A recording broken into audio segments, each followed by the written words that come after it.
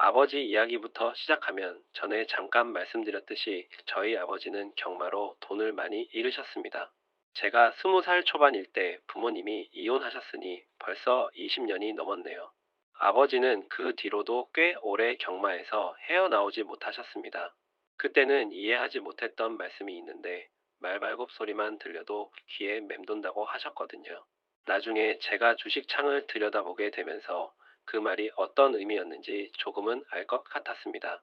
아버지는 그 무렵 어머니께 여러 번 돈을 빌리셨고, 마지막에는 이혼을 조건으로 집을 내놓고 돈을 받으셨다고 들었습니다. 저는 그 이후로 아버지와 연락을 끊었습니다. 20살 무렵 집을 나가버린 아버지가 너무 무책임하게 느껴졌기 때문입니다. 그런데 20년이 지나 제가 이런 상황에 놓이고 나니 아내가 어머니께 사정을 알렸고, 결국 어머니도 제가 주식으로 힘들어하고 있다는 걸 아시게 됐습니다. 그때 어머니가 그러시더군요. 너는 정말 피는 못 속인다. 아버지 걸 그대로 물려받았구나. 그 말을 들었을 때는 기분이 좋지 않았습니다. 아버지를 닮지 않으려 정말 했었는데 결국 닮았다는 말이었으니까요. 지나고 보니 그 말이 맞았습니다. 지금 제가 아버지와 같은 길을 걷고 있으니까요. 예전에 어머니는 아버지와 이혼하고 연락을 끊으신 뒤 정말 속상하고 슬픈 마음에 전화를 걸어 그 피를 아들한테 물려줬다고 크게 화를 내셨다고 합니다. 드디어 아이 방학이 끝났어요. 거의 한 10일 만에 인사드리는 것 같습니다. 빠르게 이야기를 하면은, 오늘은 그 예전에 제가 작년 7월, 8월 경에, 그 영상으로 만든, 그 운전을 하면서 영상으로 만든 그 내용을 다시 좀 리메이크 해서 부루, 그 앱 통해 가지고 영상을 만들었고, 그것도 그 영상에 또 덧붙여 가지고 또 이야기를 한번 드려보는 시간을 가져보려 합니다. 저는 이 내용과 같이 저는 아버지가 경마를 좀 하셔가지고, 사실 지금은 모르겠어요. 저희 아버님과 연락을 안 한 지 꽤 오래돼서 거의 한 20년 가까이 그러니까 연락을 못 하다 보니까, 못한 건 또 아니고 사실 안 한 거에 가깝죠. 아버님이 가끔씩 이렇게 들려오는 소리는 아버님도 잘 지내시는 것 같고 하다 보니까, 어, 지금은 경마를 하시는지는 안 하시는지는 사실 잘 모르겠습니다. 근데 정말 가끔씩, 이제 이거는 작년 영상이니까 또 한데, 또 지나와서 또 생각을 해보면 정말 피는 못 속인다 하는 생각.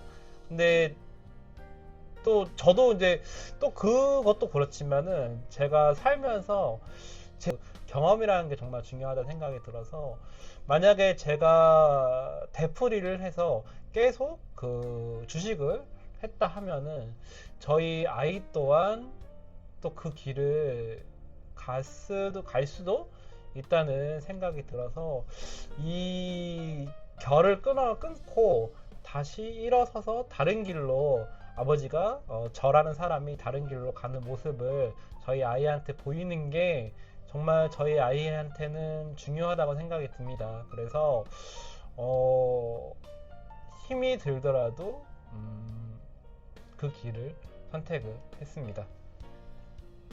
영상 다시 볼게요. 이번엔 어머니 이야기를 해보려 합니다. 어머니는 저를 20살에 낳으셨고 지금 62이시니 저와는 20살 차이가 납니다. 고생을 정말 많이 하신 분입니다. 겉보기엔 여성스러우신데 속은 정말 억센 말 그대로 여걸이십니다. 아버지와는 볼링장에서 만나셨다고 들었습니다. 아버지는 비디오 가게를, 어머니는 화장품 가게를 하셨는데 아버지가 장사 수완이 워낙 좋으셔서 손님이 많았습니다. 그것도 어쩌면 제가 물려받은 것 같습니다. 아버지가 경마만 하지 않으셨어도 집안이 크게 일어섰을 텐데 결국 그 돈을 다 날리셨고 저도 비슷한 길을 걷게 됐네요. 어릴 때는 어머니께 옷걸이로 많이 맞으며 자랐습니다. 그땐 서운했지만 지금 제 아이를 키우다 보니 그 마음이 이해가 됩니다.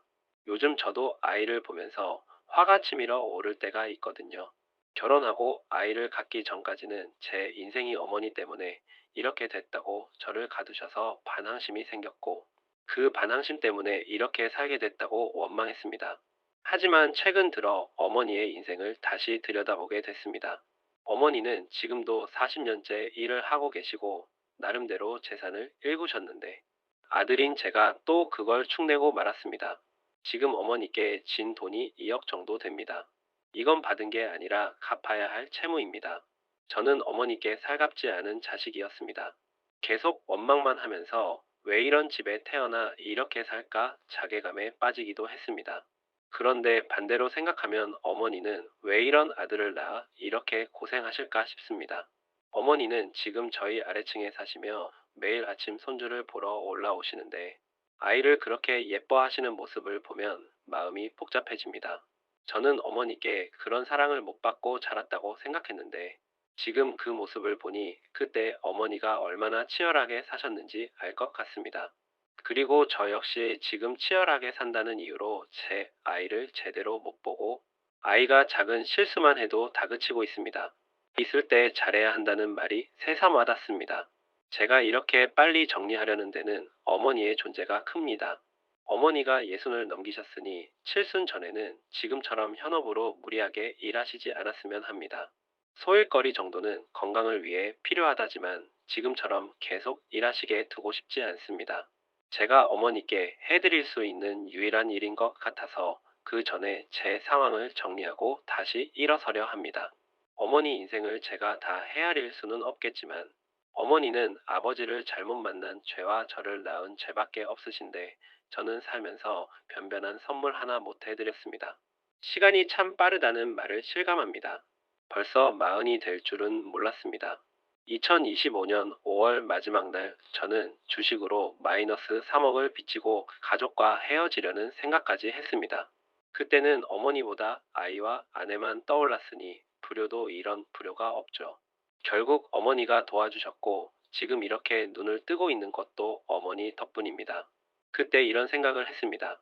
저는 죽으면 끝나는 거지만 남은 가족들은 제가 남긴 문제를 그대로 떠안아야 합니다. 아무것도 모른 채 갑자기 현실을 마주하는 것과 지금처럼 알고 있는 상태에서 정리해 나가는 것은 다르다고요. 그 순간 다시 아버지가 떠올랐습니다. 저는 아버지처럼 살면 안 된다고요. 죄는 지을 수 있어도 무책임함까지 반복하고 싶지는 않습니다. 저를 이해시키려 하기보다 저 역시 왜 이렇게 됐는지 스스로 묻고 있습니다. 과거가 전부는 아니지만 반복하지 않으려면 먼저 과거의 저와 화해해야 할 것 같습니다. 원망도 많이 했지만 이제는 그래, 고생했다. 다시 한번 나아가 보자 하고 다독이는 것부터 시작하려 합니다. 오늘은 어머니 이야기를 해봤습니다. 여러 이유로 저는 꼭 성공해야 합니다. 아무 일 없는 하루가 제일 좋은 하루라는 말, 늘 드리는 말이지만 오늘도 그렇습니다. 구독과 좋아요, 댓글, 알림 설정 부탁드립니다. 감사합니다. 정신건강 상담 전화 1577-0199 자살 예방 상담 전화 109.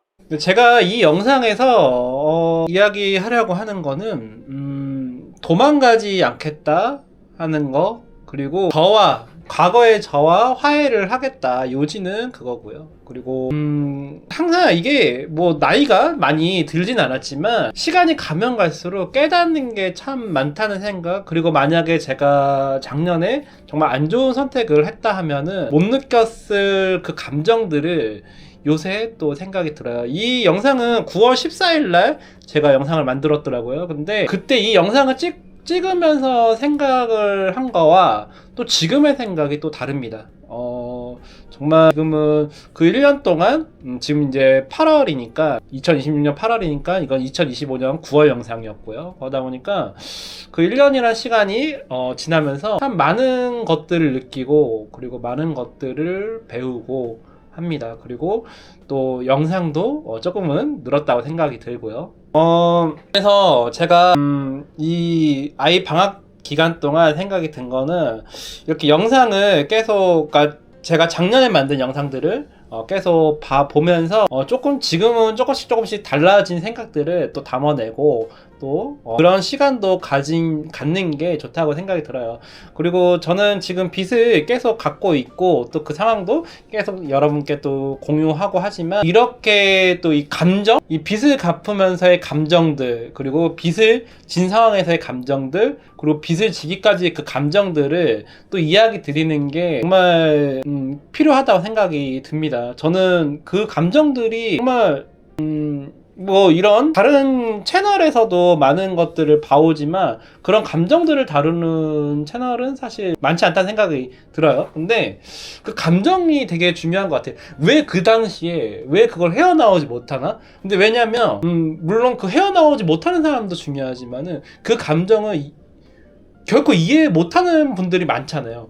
왜 저는 저 감정 저렇게 저기서 헤어나오지 못하지? 그런 감정들? 그러니까 그거를 저 또한 그렇거든요. 저는 그 당사자로서 만약에 그 감정을 이해하지 못하는 사람들을 이해를 못했거든요. 왜 아니 이럴 수도 있지. 왜 이거를 감정을 이해를 못하지? 이 사람들을 왜 이렇게 된 사람들 이해를 못하지? 했는데 또 그것 또한 시간이 지나면 지날수록 왜 이 사람이 이해를 못하는가를 이해가 되더라고요. 그러니까 그런 것들을 다룰 수 있는 영상을 만드는 것도 중요하다고 생각이 들더라고요. 그래서 갖는 과정도 중요하지만 이렇게 감정을 담아내는 영상들을 만드는 것도 중요하다는 생각이 들어서 만들어 보았습니다. 좋은 시간이라고 생각이 들어요. 저한테도 그리고 이렇게 보시는 분들한테도. 그래서 자주자주 이런 영상들을 만들어 보겠습니다. 감사합니다. 네, 제가 주에 2회 정도 영상을 올리고 있는데, 월요일은, 이렇게 제가 빚을 상환하는 영상과, 그리고 이 감정들, 그때 당시의 감정, 그리고 영상을 또 찍으면서의 감정들을 담아내는 영상을 올리고요. 그리고 수요일이나 목요일에는, 그 여러분의 보내주신 사연을 또 이렇게 부를 통해가지고 영상을 또 재구성해서 만든 영상을 또 담아내고 있습니다. 뭐 저는 도움이 되는데 보시는 분들께서는 도움이 되실런지 모르겠지만 조금씩 변화를 많이 하고 있습니다. 저도 깜짝 놀랐어요.